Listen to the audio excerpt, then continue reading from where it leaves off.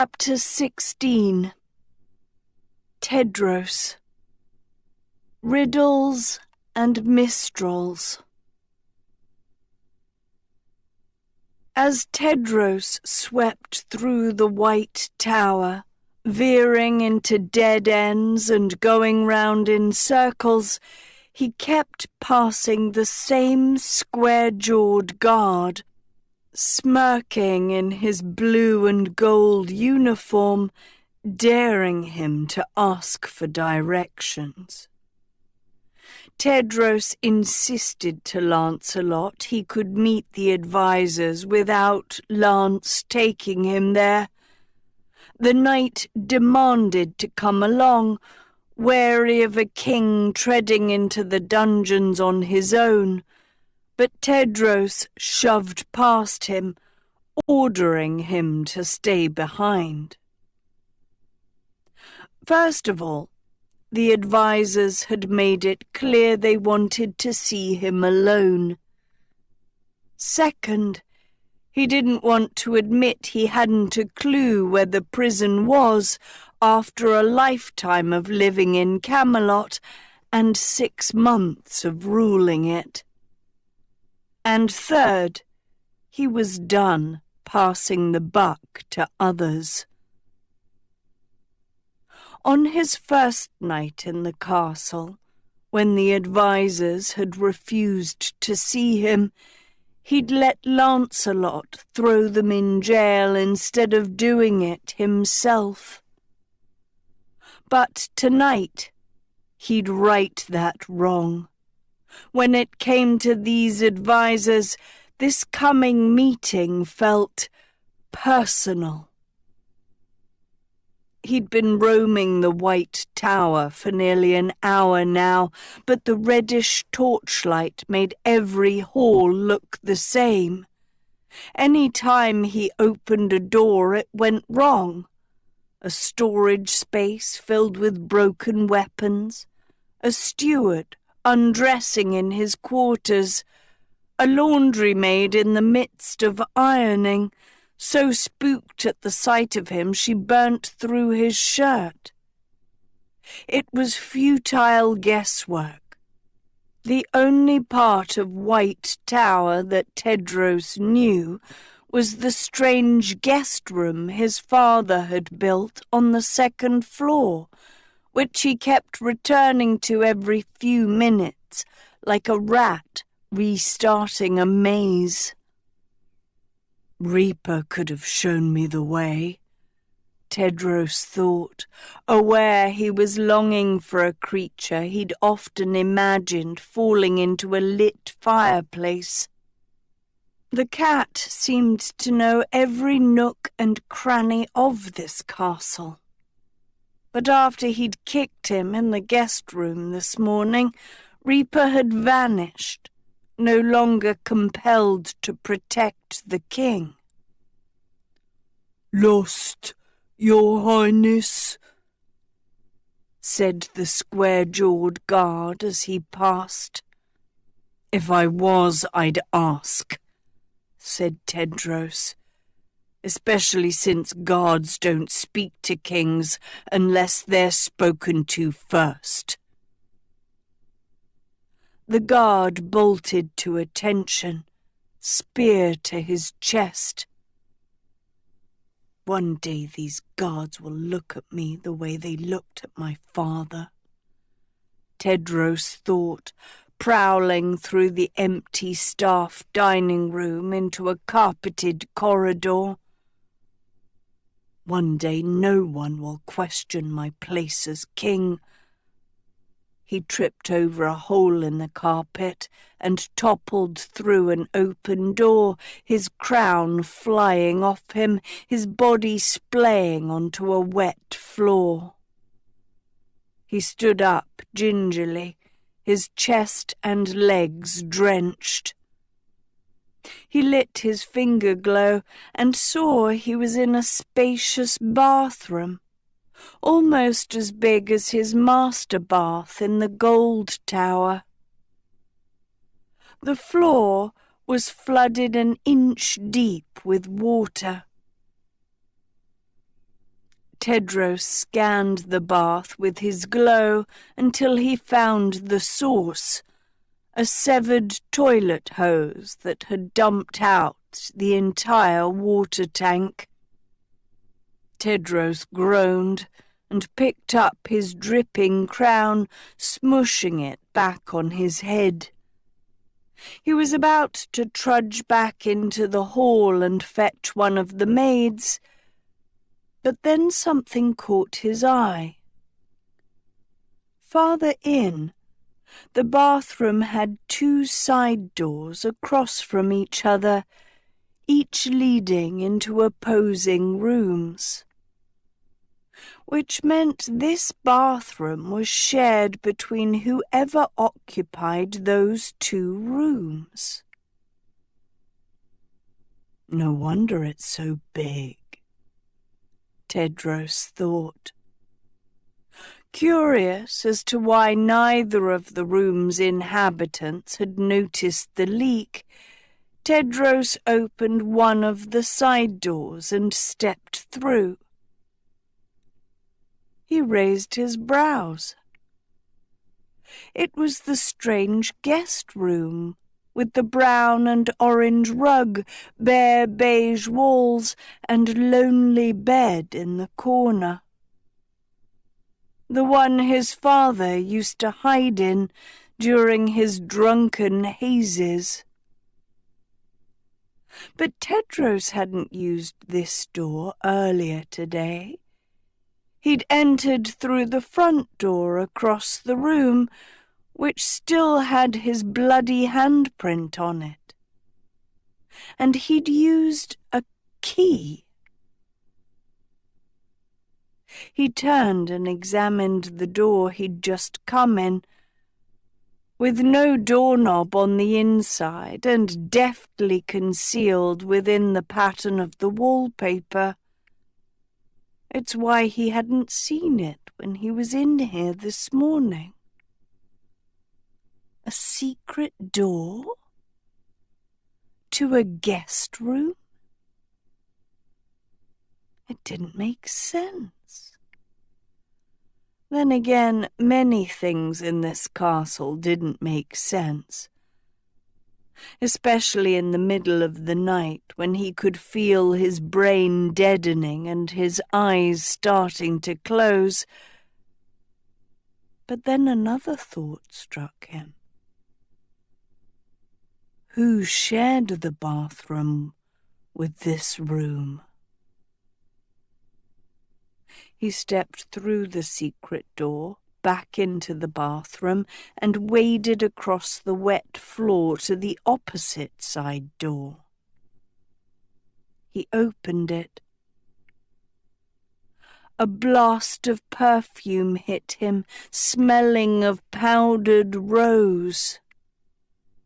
The small room had lavender wallpaper, a dark purple carpet, and a crisply made bed.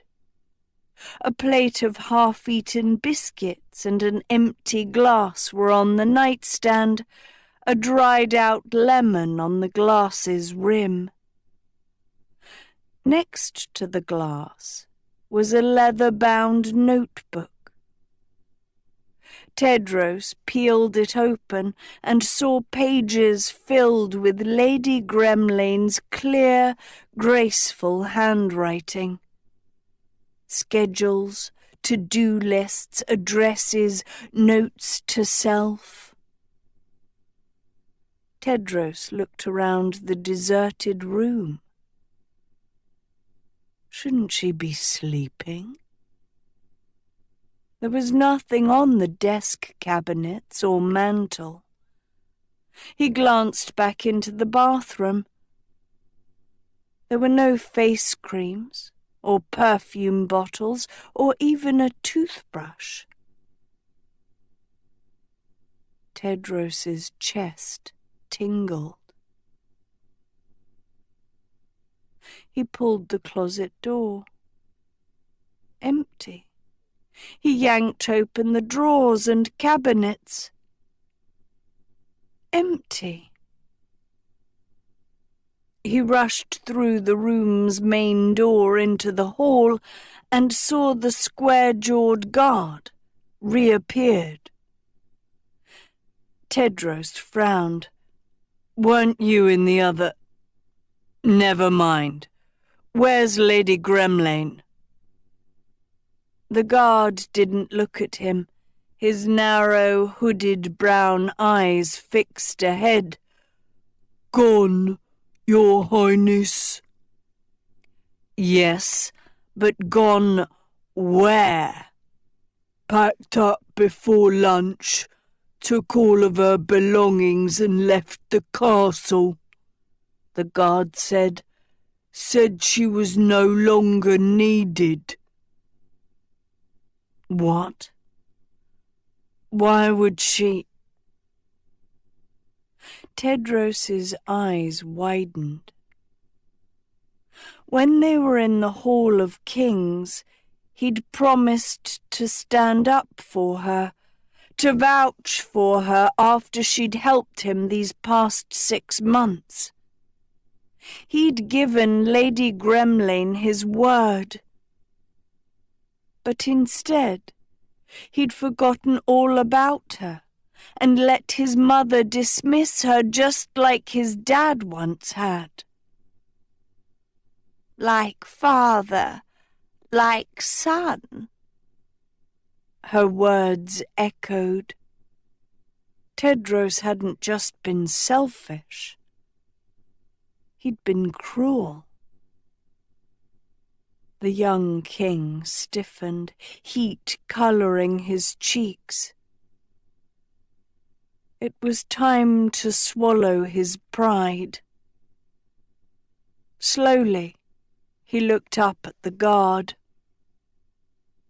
"I seem to be lost, after all," Tedros said. The dungeon wasn't in the White Tower. It was in the Gold Tower, and to get there, they had to go through King's Cove. Turns out, Tedros had been working out right over the prison every morning, and he hadn't a clue. He followed the guard through the gymnasium, tensing up as they passed Excalibur's empty case, then tightening even more as the guard spotted King Arthur's statue inside King's Cove, the eyes gouged out. "Your Highness," he gasped, nostrils flaring. "Someone has desecrated the—" "I'm aware, guard. I'll make sure to inform the other men." "I'm handling it," Tedros clipped. "It's 1 o'clock. I'd like to sleep tonight." "Where's the prison?" Still looking concerned, the guard stepped into the muggy grotto. The broad frame of his blue and gold uniform glowing in the pool's ghostly light. The weak torches lit up the surface of the fungus-filled water and the slow, leaky cascade over the tall pile of rocks. The guard reached up to the statue of King Arthur, holding Excalibur, and twisted the sword's hilt, the stone turning easily under his fingers. All of a sudden, the waterfall stopped running and the rocks parted, revealing a white stone door. "I believe you have the key, Your Highness," said the guard. "Key?" said Tedros. "Only you and Lady Gremlane have keys to the door. Lady Gremlane lets us in each day to feed the prisoners, But if she didn't leave her keys behind when she departed the castle, then only you can let us in now." Tedros took out his key ring. "But I don't have the key to—" He stopped. There was a coal-coloured key scrunched between the many others on his ring, the one he always assumed opened a far-flung lockbox or weapons case. Skirting the edge of the pool, Tedros slipped through the gap in the rocks to reach the door and fit the black key into the lock. He pushed the door open, revealing a steep staircase down into darkness. The guard lifted a torch off the wall and started descending the steps. "This way, Your Highness." The young king followed quickly, trying not to breathe in the wet, fetid stench. Lancelot was right. The rest of the castle might be crumbling, but the real royal rot was hidden down beneath. Tedros was glad he hadn't come alone. "Has the prison always been here?" he asked the guard. "Far as I know, Your Highness. Suppose the old kings enjoyed the thought of swimming idly while their prisoners festered below them. I'm not much older than you, so don't take my word for it. Started my duties here only a few months after they packed you off to school." "How does one even become a guard at Camelot?"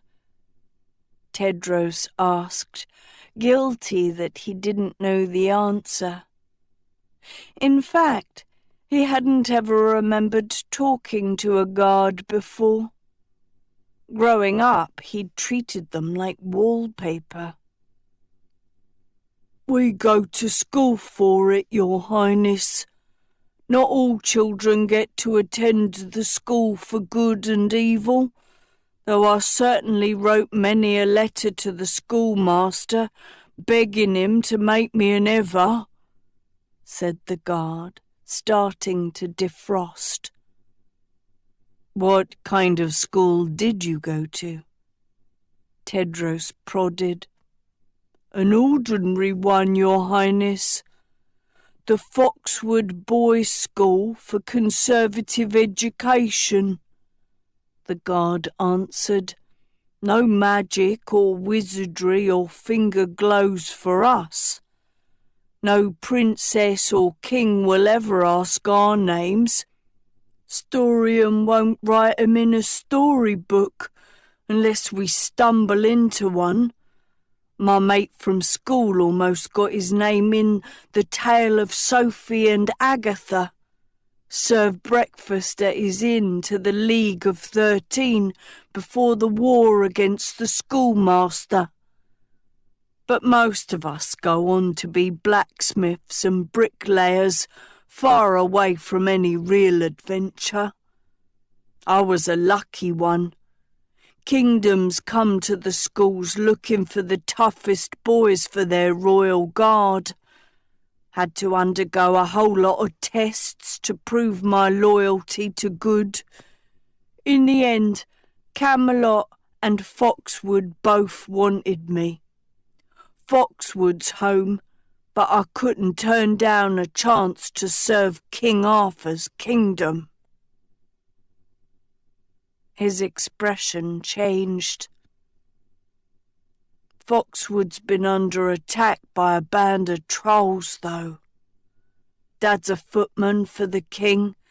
Trolls set fire to his carriage and snapped his arm in two.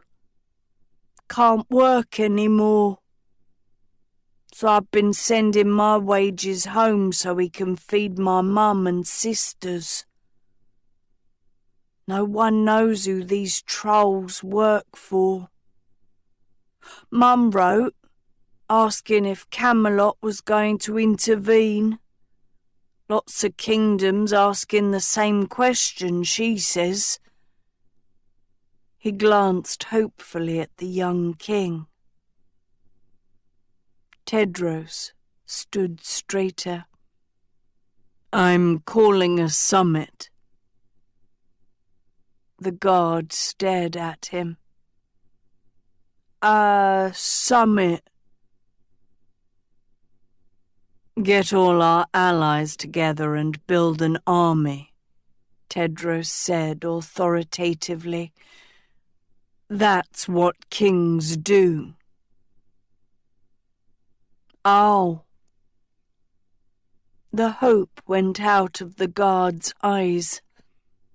And here I grew up with legends that your dad stormed into battle bare-chested and slayed villains himself, he said. Made up stories, I bet. He must have called summits too. Can't always trust a pen to tell the truth, can you? Tedros looked at him, but they were at the end of the stairway now. The guard pointed down a long, dark hall. Prison's this way, Your Highness. I'll go on my own, said Tedros. But I should take you. My meeting with the prisoners is a private one, guard, said Tedros, eager to be alone again. You may return to your post. The guard hesitated. Are you sure? Go, said Tedros sharply. Close the door behind you. That's an order. The guard didn't flinch.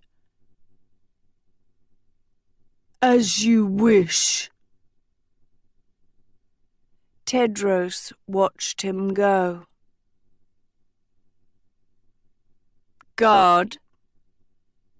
The man turned. What's your name? Tedros asked. The guard looked surprised. It's Kay, Your Highness. Tedros gazed right at him. I promise to make your home safe again, Kay. Kay smiled. I'll tell my mum, Your Highness. Kings don't often make promises they can't keep. Tedros watched him hustle back up the stairs. He waited until he heard the echo of a heavy door closing and the thud of stone.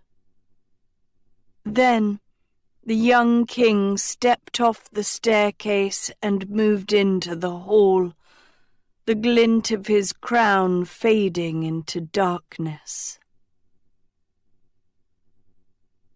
Tedros thought the advisors might be dead. Moving through the stale dungeon, he'd cast his gold finger glow on empty cell after empty cell, seeing nothing but mould-speckled walls, desiccated roaches, and rows of thick iron bars.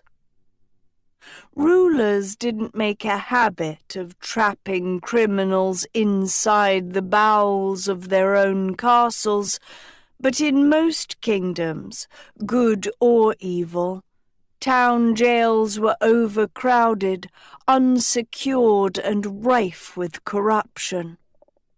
Indeed, the one and only time the Sheriff of Nottingham caught Robin Hood, the rogue escaped the sheriff's prison.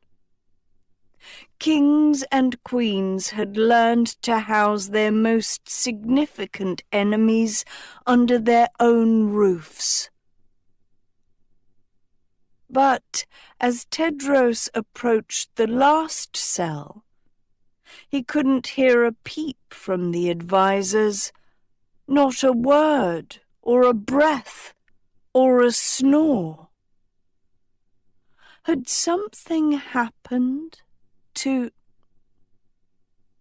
"Long live the so-called king," sang a low, smoky voice. "Long live the cowardly lion," sang a high, jingly voice. "Long live the worthless son," sang a hissy third.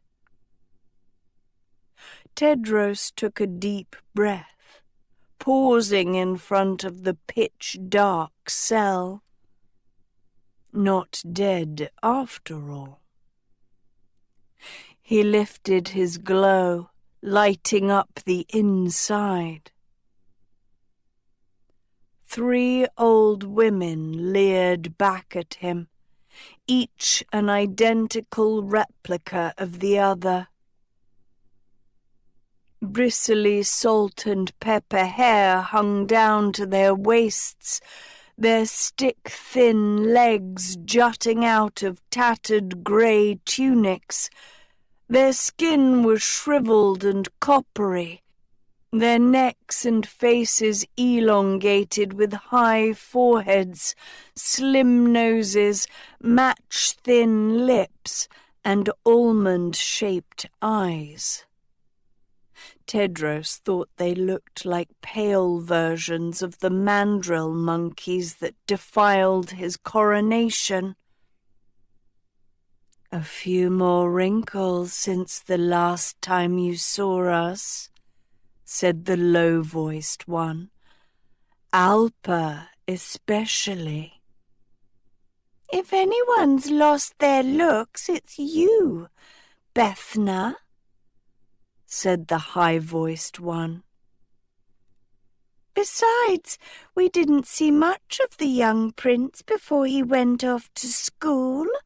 Avoided us like poison once we became his father's advisors. Omida especially." "Maybe because I'm the prettiest," said the hissy one. "Our little Tedros doesn't like pretty girls. Just look at his princess. Got a good peek at her when she came to the castle." "We all did," said Bethna. "Before we were illegally jailed by that hideous knight," Alpa scorned. "Proof Tedros is his mother's son, at least," rasped Omida. "They share poor taste in mates." The 3 hags cackled. Tedros kept his cool. He'd had experience with covens trying to rile him up.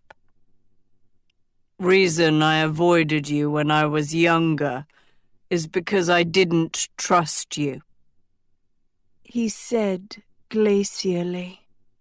"For years you'd been standing on stoops in Camelot Square, preaching against my father. You called him Merlin's puppet. You called my mother a two-faced tramp. You demanded Excalibur be returned to the stone and a new test held to find the one true king. The king so strong and powerful he would reign forever. The king who would make Camelot great again." Heat seared Tedros's cheeks. "No one listened to you. Everyone knew Camelot was already great because of its king, because of my father. No one thought of 3 Mistral sisters as anything other than demented, delusional freaks. Bethna gripped the bars, gnashing uneven teeth. Then why did your father bring us here? Because after my mother and Merlin left him, he became a paranoid drunk, Tedros retorted. He started to trust the royal rot. And you. He fired all his old counselors, thinking they were spies for my mother, and he brought you into his castle as his advisors because some of the things you'd preached on your stoop had come true. He began to think that you could help him become that one true king you'd spoken of, a king of infinite power who could live forever. But instead, you used him and his kingdom and watched both die. Well, now it's my turn to watch you do the same. Alpa exhaled, looking bored. Just like his mother, isn't he? Only sees what he wants to see, said Bethna. Never sees the whole picture, said Omida. If only he'd listened more closely to our stoop talks, said Alpa. Like his father did, said Bethna. Then he wouldn't be in this predicament, would he? Said Omida. Tedros had enough. I've seen the ledgers. The Camelot Beautiful funds are a fraud. You took all our gold and hid it somewhere. Check our pockets, Alpha quipped. Give us a good frisk, Bethna said. He. Omida giggled. Tedros felt his ears smouldering. If you don't tell me where you hid it, I'll... Shouldn't you be asking Lady Gremlane? Alpa mused. She's the one up there while we've been down here minding our own business. Ask her. If you can find her, said Bethna. Her sisters snickered. Tedros furrowed. They knew his steward had left the castle. How? She'd only been gone a few hours. Unless... Kay had said Lady Gremlane had the only other key to the prison. Had she been secretly in cahoots with these 3 this whole time? Had she deliberately been stonewalling Tedros meeting them? It was such an obvious idea. The advisors were the ones who'd brought her back to the castle, yet he'd never considered it until now. Lady Gremlane had been so loyal to Camelot these past 6 months. Had his mother been right to mistrust Lady Gremlane all this time? He had to find out what happened between his mother and his steward when his father was alive. See that, Bethna? He's thinking?" Alpa said. "Like a candle without a flame," Bethna piped. "Should stick to what he's good at," Omida chipped in. "What's that?" said Alpa quizzically. "Nothing," said Omida. The trio tittered. "Shut up!" Tedros barked. "You set up the Camelot Beautiful Fund long before Lady Gremlin returned to the castle. You gave the orders to hide Camelot's money in that fund, and you know exactly where the money went." "Indeed," said Alpa, slouched against the bars, biting her blackened nails. "To an endeavour far beyond the comprehension of your puny pea-brain." Tedros grabbed her by the throat through the bars, his fingers pressing into her larynx. "Tell me, or I'll kill you." "Touchy, touchy," Alpa wheezed. "Even that ugly knight behaved better," sneered Bethna, sidling beside her. "Go ahead. Kill all of us," said Omida, flanking Alpa's other side. "But it would be a very poor decision. Things are just beginning, little boy." "At the 4-point, the real story begins," said Alpa. 4-point? Tedros said urgently. "What about the 4-point? You'll need us when he comes," said Bethna. "Who? Your white knight?" Tedros mocked. "In 6 months no one has tried to rescue you. No loyal spies have tried to kill me. No one has made a peep over your arrest. So tell me, sisters freaks, who is coming that will make me need you?" The sisters leaned in, grinning. "The snake," they hissed. It hit Tedros like a blow to the chest. He let go of Alpa's throat, fumbling for words. You know who he is." "Your father did too," Alpa offered. "That's why he gave you your test," said Bethna. "A test you failed." Omida cracked. They hewed together like a 3-headed serpent.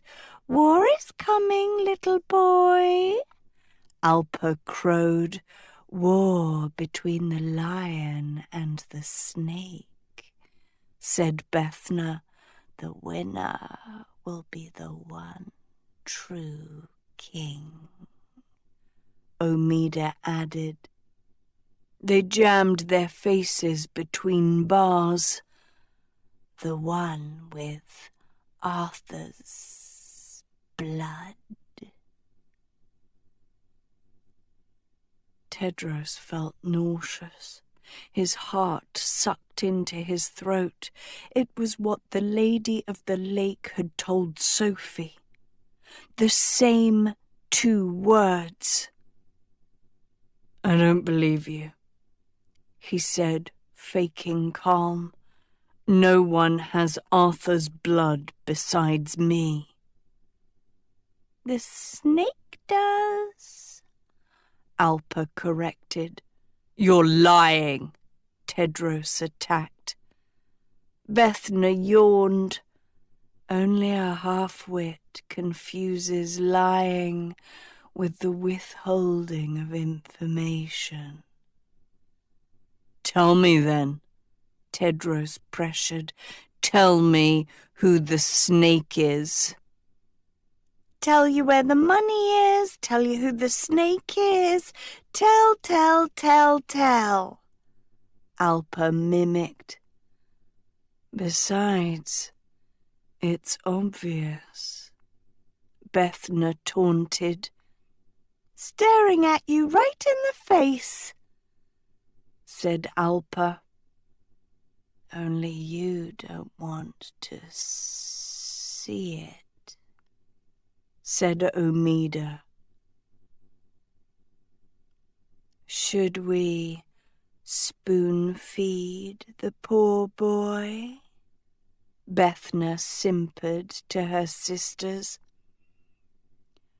Only if he feeds us better food, Alpa proposed, picking up a brass cup of murky water off a rusty tray in the corner of the cell.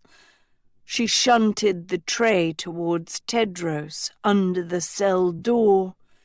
It had a bowl of gruel, crawling with ants. Done, said Tedros. Ham and mashed potatoes? Said Alpa, wide-eyed. Done. Chicken livers and wine? Said Bethna hopefully. Done.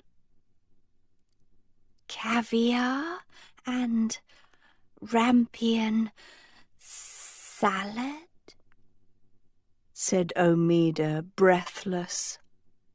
Done. You have my word. Tedros hurried, his face glowing red. Tell me who the snake is. Now. Tell him, Alpa. Bethna sighed. Alpa sipped her water, eyes on Tedros. Then she stalked towards him, step by step. Should have just asked your mousy old mum. She knows everything, no matter how dumb she plays. She crooned, glaring hard. But a deal is a deal, little boy. You want to know who has Arthur's blood? Then listen closely. She slipped her face through the cell bars, her nose almost touching his. The snake's name is... She splashed her dirty water in his face. Ring a king of bees will sting, so dance a timber-tumber. Her sisters screeched laughter. Fools! Tedros spat, wiping his face. You're as crack-brained as you were when you were raving on your stoops for coins. Let's see how you do with no food for a week. He kicked the tray back under the bars, sending bowl and gruel flying, and the women cowering. Vibrating with anger, Tedros turned for the stairs. No one in this world has my father's blood but me. You hear me? No one. No uncle or brother or sister or son? Tedros stopped dead in his tracks. He whirled back towards the cell, staring into its dark, empty silence. "What did you say?" He breathed. He lit up the cell with his glow, but the sisters had flattened against opposing walls with cat-like smiles. "What did you say?" he shouted. "Bush Banana Poo the Panda," sang Alpa. The three Mistrals danced like hags around a cauldron. "Bush Banana Poo the Panda!" Tedros slammed the bars, yanking at the door, trying to get inside. "What did you say?" But the three sisters just hopped and sniggered as Tedros ripped at their door the way he had his father's sword, until at last he showed his teeth through the bars. "I'm going to kill the snake," he vowed. "And then I'm going to kill you." He raged down the hall and up the stairs, breathing fire. Tedros threw his weight against the stone door. It didn't move. "Kay!" He wasn't waiting to build an army. He wasn't waiting for summits or wizards to be a king. He wasn't waiting for anything anymore. He'd ride to the 4-point right now and find this snake. Blood pumping, Tedros pummeled the door, drowning out the cackles from the dungeon below. Tonight, the lion would roar.